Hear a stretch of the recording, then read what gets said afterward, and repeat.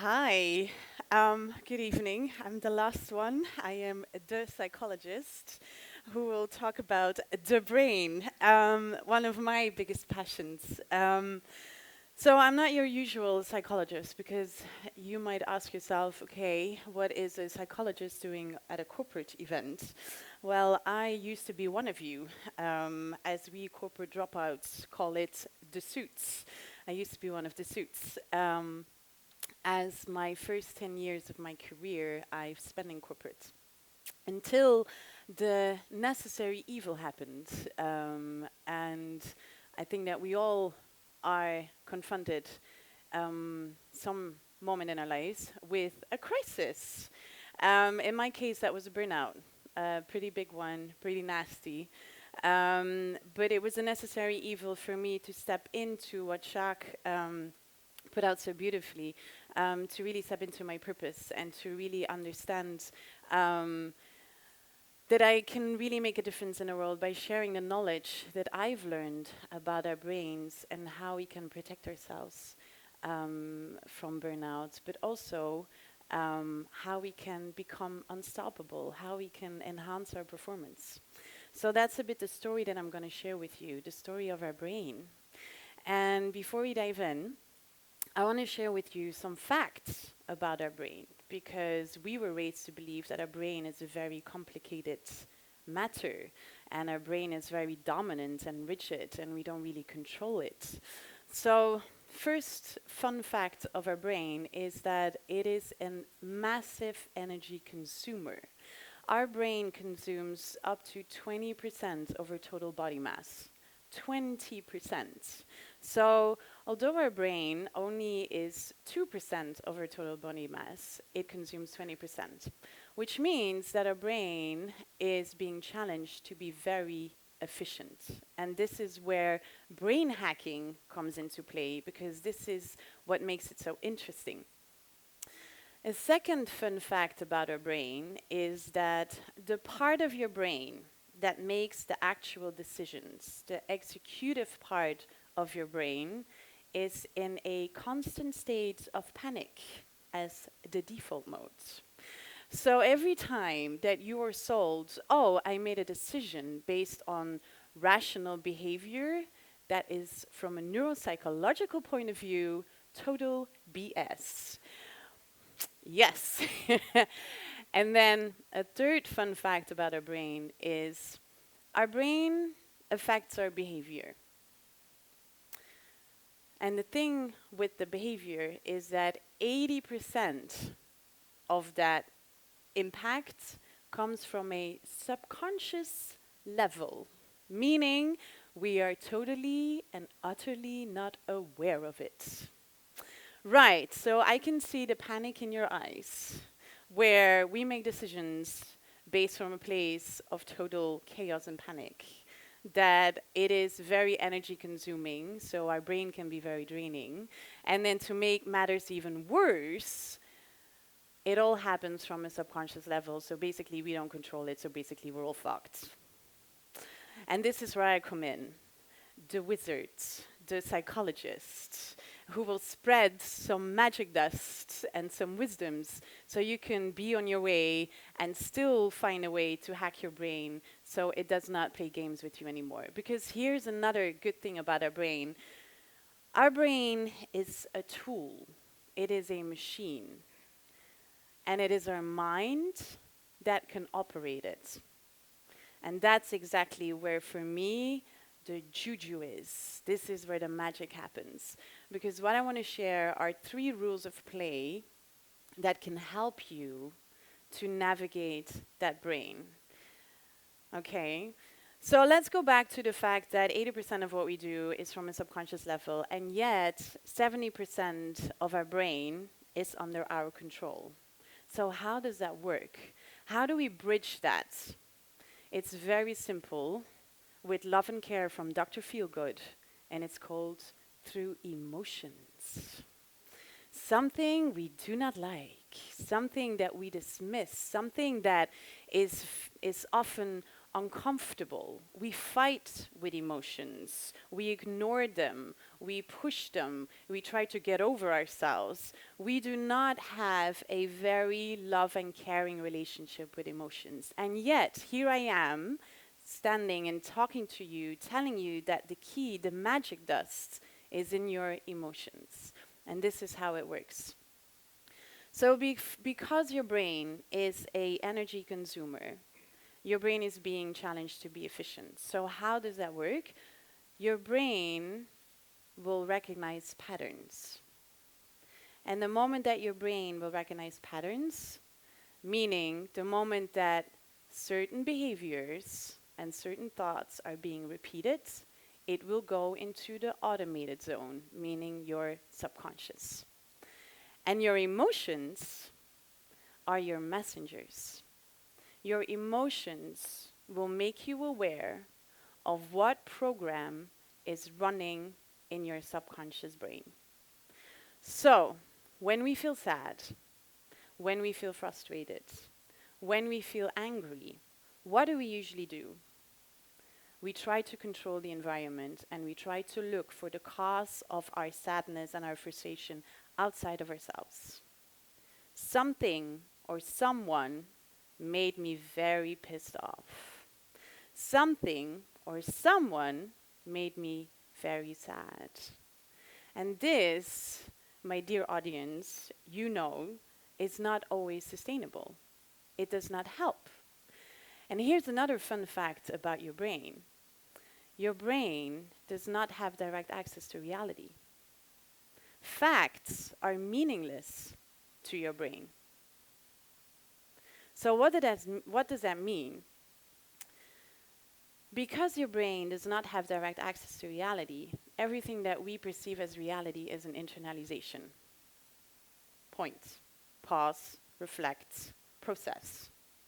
What does that mean in human language? Everything that happens around us has to go through our senses, needs to be processed through our brain, and we give it a meaning. And that is reality. So when we talk about performance enhancement, when we talk about dealing with adversities in our lives, it really does not matter what life throws at you. It is not about what life throws at you. It's about the meaning that you give it.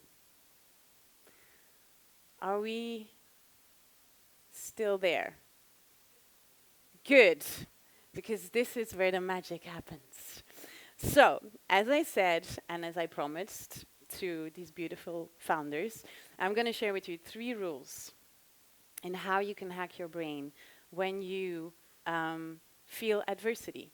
And let's take a very day-to-day example. Public speaking. Who loves public speaking?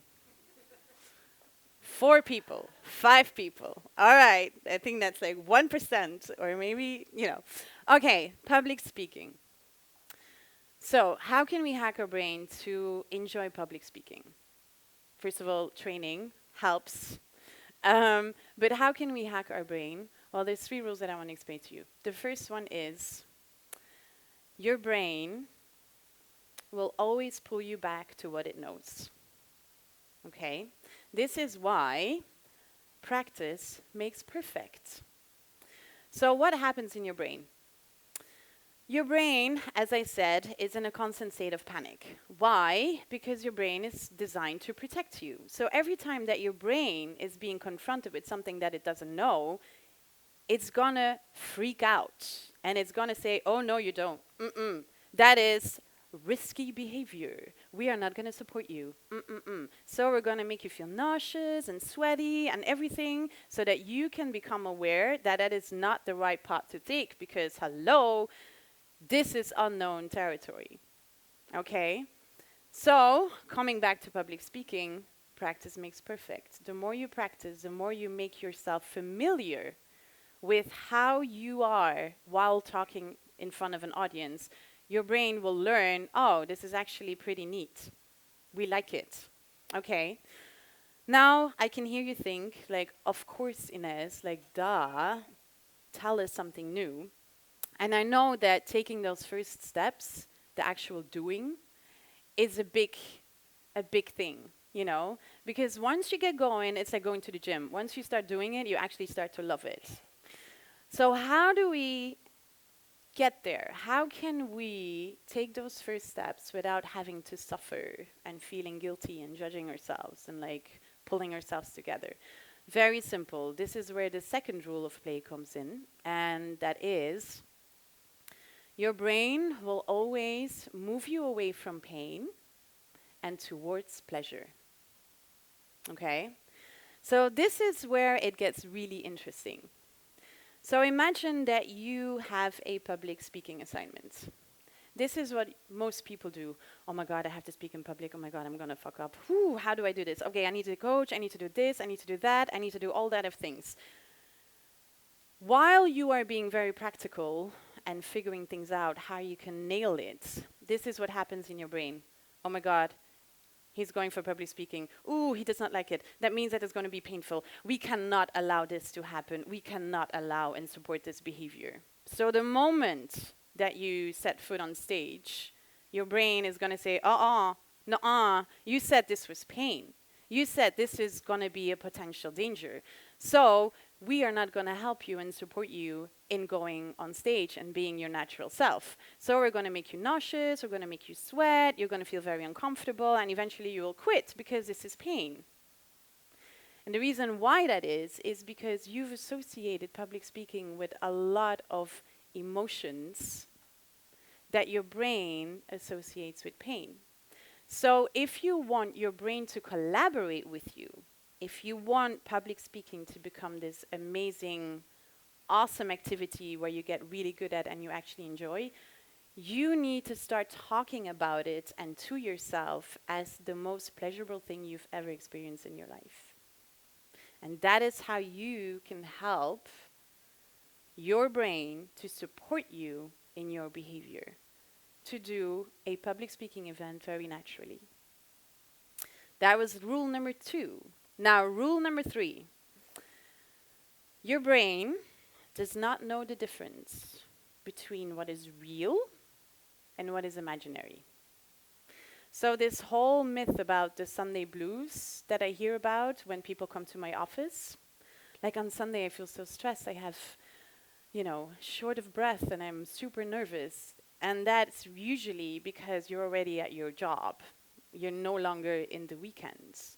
Your brain does not know what's real and what's imaginary because your brain does not have access to reality. So everything that you are thinking or experiencing for your brain, it's the same from a biochemical point of view. So you can use this rule to your advantage when you train yourself for your awesome, very natural, easygoing public speaking events, because now you know certain things. And you can familiarize yourself by really focusing on successes, focusing on the fact that you like to do public speaking, meaning you don't always have to practice in reality. The fact that you can visualize yourself on stage and feeling very natural, for your brain, it's actually the same as you doing it.